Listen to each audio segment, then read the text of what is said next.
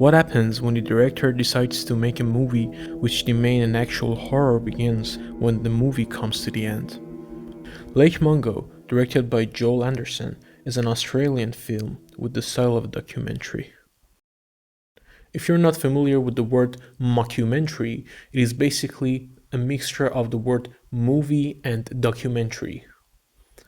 A movie disguised as a documentary. This movie didn't make a huge splash when it first came out, but it has built a dedicated cult following, thanks to its low-key vibe and the lack of jump scares for a creeping sense of dread. What really sets Lake Mungo apart isn't just these scares, it's how it dives headfirst into grief, a subject too powerful in this movie but also a risky one. Because of the style of the film, putting effort to this subject works, it won't work for a movie like Weapons that we actually talked about in the previous video. If you want to know more on what I'm actually talking about, go and watch that video. And please subscribe. Please. Grief in this movie, added with the reveal of the ending plot twist, turns this movie to one of the most heartbreaking and also terrifying horror movies ever made. The film unfolds through a series of interviews, home videos, and found footage. It begins with Alice's accidental drowning during a family outing at a dam. Her body is discovered days later. As they attempt to process the loss, strange occurrences start happening in their home. Unexpected noises, shadowy figures in photographs, and visions of Alice's apparition. The family then tries to find and get some help from a psychic, which he actually later reveals some layers from Alice's secret life. Secrets about her relationship with her deepest fear, which was death, and how she actually knew, or at least sensed, that her death was coming very soon. The sadness hits way harder and way more than most of horror movies. And I think that's because of a few reasons, which are the performance of each characters of this film is so realistic that it almost breaks the reality and makes you forget that you're watching a movie.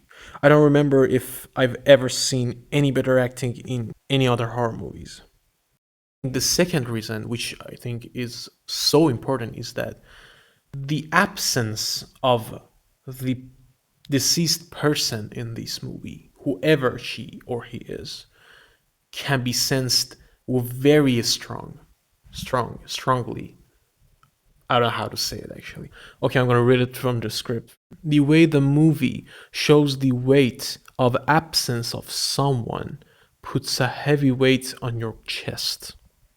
I don't remember if any other horror movie or show made me feel the way Lake Mungo did about missing someone and feel that this house is too empty for this amount of people. While in the process of grief, the family finds out that Alice's ghost is in the pictures taken by her brother.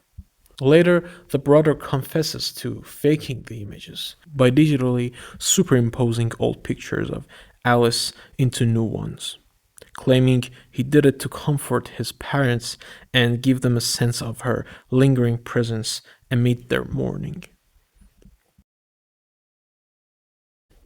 There are also some theories about how her brother might be her actual killer, especially because her brother himself, in one of the scenes, says that he's not even completely sure why he did that and why he actually faked the pictures.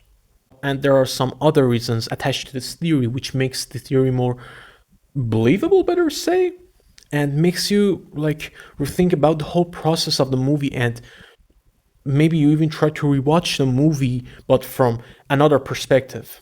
After the family finds darker secrets about their daughter's life, they decide to dig deeper, and they finally find something that used to belong to Alice: her phone. They discovered a disturbing video of Alice being faced by his own future dead body.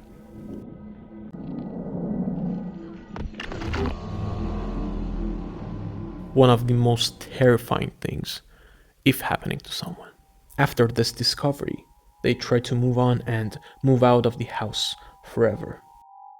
So they take the last picture.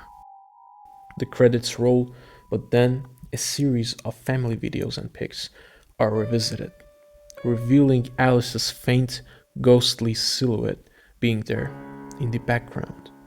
She was always there. Even in faked pictures, the real Alice's shadowy figure was there, watching her family, even when they're leaving the house forever.